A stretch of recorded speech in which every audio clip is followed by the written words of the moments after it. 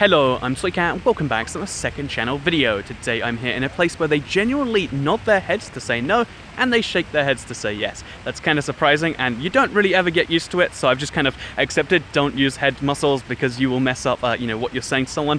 Yeah, today I'm here in Sofia, Bulgaria as part of my trip to every one of the EU member states. I figured that'd be kind of fun to check out every single EU country. So today I'm here in one of the very edges of the EU, which is Bulgaria in the far southeastern corner. And I'm here today because I wanted to talk a little bit about the history of Bulgaria and talk about, some of the fun facts that I picked up about this place as I've gone along with it. So, I have no idea what happened there. So basically, the thing about the country that you gotta keep in mind is that it really has only existed as its own independent place since the late 19th century when they liberated themselves from the Ottomans. They were, the bulk of modern history before that, from the 15th century to the 19th century, a little bit before, if I'm not mistaken, depending on how you want to count it. But basically, the Bulgarians existed as Ottoman Bulgaria for the long bulk of their history, and this is kind of a fascinating thing by itself. That for such a long time they were just a state under someone else, but then they finally became independent. They liberated themselves, and they became the state of Bulgaria. And fun fact: since they became Bulgaria, in 1878, I believe it is. It's in that period. I hope I'm not getting that wrong. But since they became independent Bulgaria, they have never changed their name once. They've always been Bulgaria. It's never been Bulgaria-Romania or the United Kingdom. They've never changed whatever's going on with it, the Principality of Bulgaria. It's always just been Bulgaria, and there's something kind of nice about that. There's consistency, and you've got to admire it. They're one of the very few countries in the world that have never just decided to, mix up their name to try and get this or that from something. It's always been Bulgaria. So that's kind of nice, right? I think so anyway. But basically, yeah, so they've always remained as Bulgaria, and since they liberated themselves, they had a pretty rough time in the beginning. And really, I'd say they had a pretty rough time up until very, very, very, very recently, even though things are lovely here. The thing you'll bear in mind is that, upon becoming an independent state, they were in 4 consecutive wrong wars in the 20th century, on the losing side for war, I guess you could say. There was the Second Balkan War, where obviously, because the Balkans were kind of the easiest way to describe it actually is Balkanization. It's a term that literally describes this place because the Balkan region of Europe has so many different ethnicities, so many different religions and stuff like that. In fact, to this day, you still see such a weird mishmash of churches next to mosques. But because they're all mixed up, because of the times during the Ottoman Empire, it basically means that if you look around. If you look around these areas, it's so hard to tell where a country properly ends and one begins, and that led to a Balkan War, and the Balkan War, unfortunately, because there was a lot of other countries against Bulgaria, led to a sad loss. And then there was the couple of wars in a row. There was World War I on the side of the Germans, again, not a particularly great decision. World War II, again, same thing on the losing side there too. And then finally, there's the Cold War, where, again, you probably are quite aware of this if you've checked the internet in the past 27 years. But unfortunately, or fortunately, I guess that depends on your worldview. But fortunately, capitalism won over communism, and the Eastern Bloc was the loser on that side too. So it sounds kind of tragic, independent state for this long and then lost a bunch of wars in a row. But the truth is it's a bit more complex than that, because each one of those losses wasn't really they're in it because they're fully on the side of the wrong guys, the bad guys or whatever. So for instance, during World War II, they didn't give up their Jews. The king refused to give up the Jews to the Nazis, which was a pretty good thing. And for instance, during the Cold War, even though they were communists, they were kind of one of the out there ones. They weren't directly integrating everywhere in Russia, which is something you got to admire at least a little bit. But yeah, since 1990, they have been fully independent one more time, which.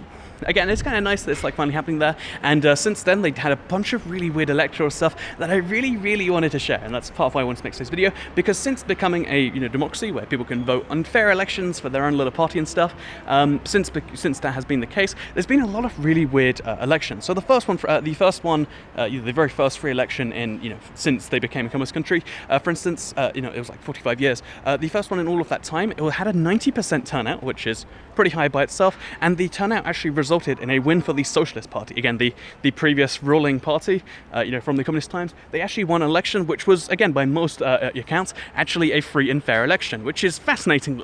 Just after the fall of communism elsewhere, they're but let's vote for these guys anyway. So that's kind of a fascinating thing. And then just 10 years later, in the 2000s, their king, because to obviously become a communist state, they got rid of their king. And although most of the royal families killed, the king at the time of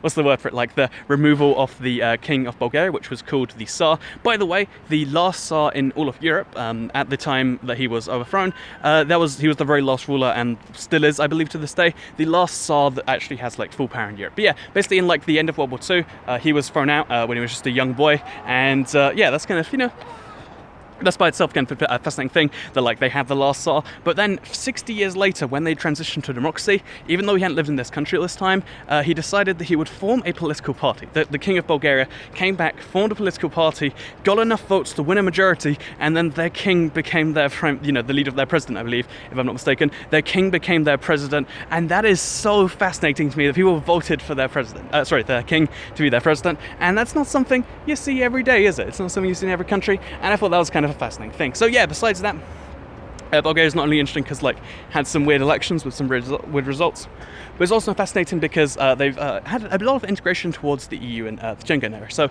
again, this is something you see, I guess, variably so, depending on whereabout over the block you look. But there is the it's kind of weird walking past people. So this is something that you see kind of vary from place to place, but they joined the EU and they joined NATO as part of the king's efforts, if I'm not mistaken. So the king led to these things I'm about to mention, but they've been slowly dodging the euro, so the currency here is still the Bulgarian leva, which I believe I can pull out for you if you'd like to see it. In fact, let me just do it right now, so I'm going to pull out my wallet right here. The currency here is the Bulgarian leva, which looks something like this. I know, I really love the way, like foreign currency looks. Maybe you do too. So there's a 2, and here's a coin, which I think these are the best looking coins ever, by the way.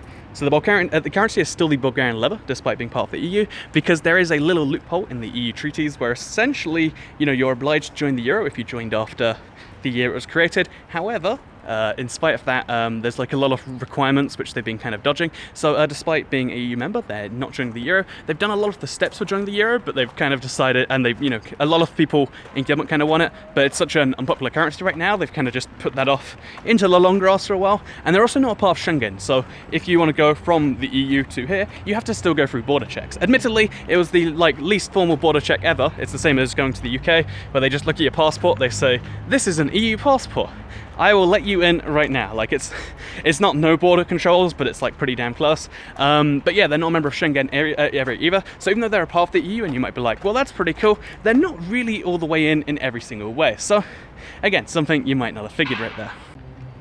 So the other important things when it comes to their history, besides the fact, the whole history back then, and besides the EU thing, is the fact that Victor Crumb, that's right, one of the Hogwarts schools in Harry Potter, was actually located here. And Crumb is actually a fairly popular second name, and Victor with a K, as far as I understand, is actually a somewhat popular first name. So yeah, you might find a Victor Crumb if you're lucky while you're here. But no, besides that, there's only one more serious thing in their history, which is a very recent trend for the world, which again, a lot of people don't really see because they think of the world as being overpopulated. Like the especially in Western Europe, or I guess America too, there's just too many people, right? How do we deal with too many of them? But the truth is the opposite is true for, not only long term for the world, but also for many parts of the world today. Bulgaria is one of the 2 countries in the world, I think it's just Bulgaria and Latvia, that have got a depopulation issue that's not only bad enough to be like, oh yeah, over the last 10 years we've lost population. They've lost population as an aggregate over the last just under 70 years, since 1950. There are only 2 countries with less population now than in 1950,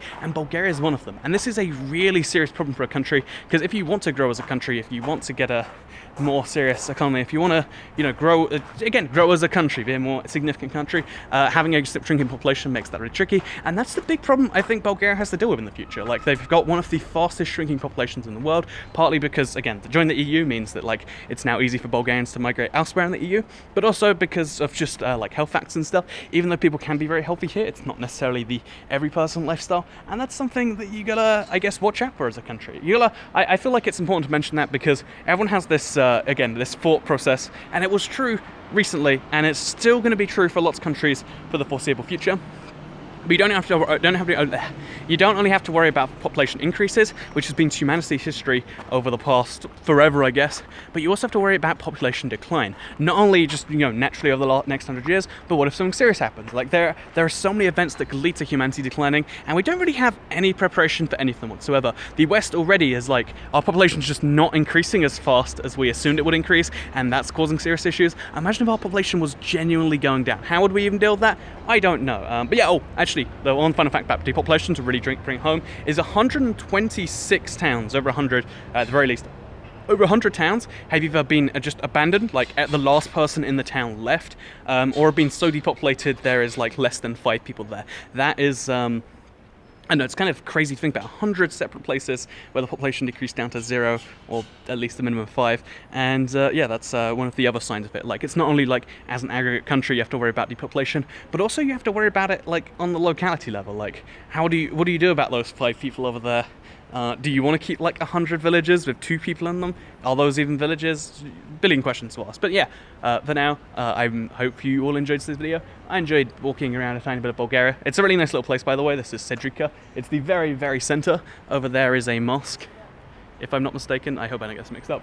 And over there, there is a Russian Orthodox church, if I'm not mistaken. So yeah, cool little thing. Like, you see them so close together. There's very few parts of the world where this works like that. And yeah, I hope you all enjoyed this video. I'm gonna have to get to the airport now because my flight, it's in like 2.5 hours. We'll have to get to my hotel, try and work out to get to the airport. So I'm gonna go do that now. I hope you all enjoyed this video.